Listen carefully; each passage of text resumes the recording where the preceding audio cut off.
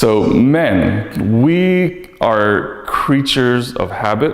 We have testosterone, we like to build, we like to create, and we like to live our life to the fullest, just like women do. But for men, hormonally, men are very different because men have less estrogen and more testosterone.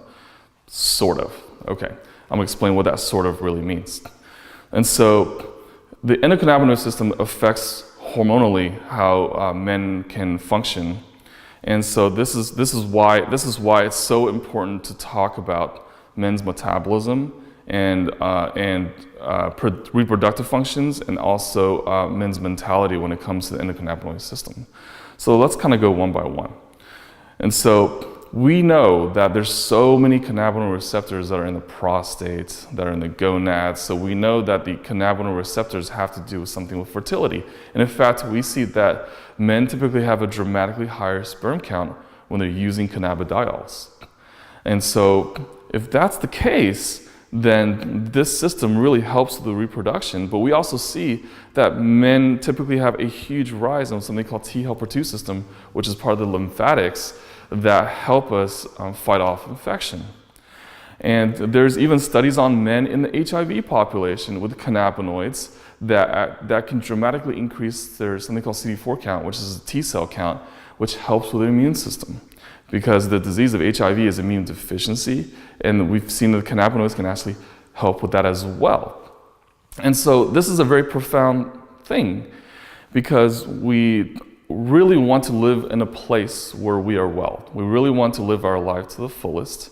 And so activating these particular systems will help us allow to do that. Now let's talk about exactly why men have this cannabinoid system in the brain. And one of the reasons is that men and women's brain are very different. We obviously know that. And there's a big hormonal component. Men have more testosterone, women have more estrogen, women have more progesterone. But a big driving factor is that there are DNA changes that are in the cells in the brains of men that are very different. And men's DNAs can mutate faster for some reason because of environmental toxicities. And so because of that, we need to be able to protect our brain and activate these endocannabinoid systems, so we're able to help the brain detox, we're able to preserve memory, preserve our emotions, we're able to preserve our higher order thinking. And so these particular cells, and there's specific genes that can degrade these particular cells, and these cells are so sensitive to testosterone. So low T, or low testosterone, is a very, very common thing these days. And it's becoming more common. And the reason is this, is that low testosterone is, the decrease of production of testosterone can be inhibited by environmental plastics, water bottles with bisphenol A or BPA in them. It can be increased if you live within 1 mile of a interstate or any sort of major highway with pollution. It can be decreased with stress and other metabolic disorders like high blood pressure, diabetes, sleep apnea. And so we're seeing more and more of the low testosterone effect. And so the testosterone being low is really a response of our body downregulating that production of testosterone, because it thinks we're literally dying. It thinks that we are being attacked by all these external things that our bodies are not made to see, like these pollutants and plastics and everything like that. And it thinks, let's better slow down our metabolism so our body doesn't die.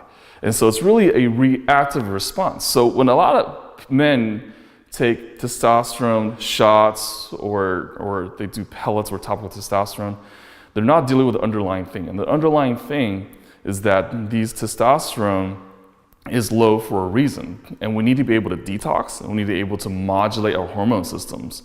And the cannabinoid receptors are very, very powerful for that sort of modulation.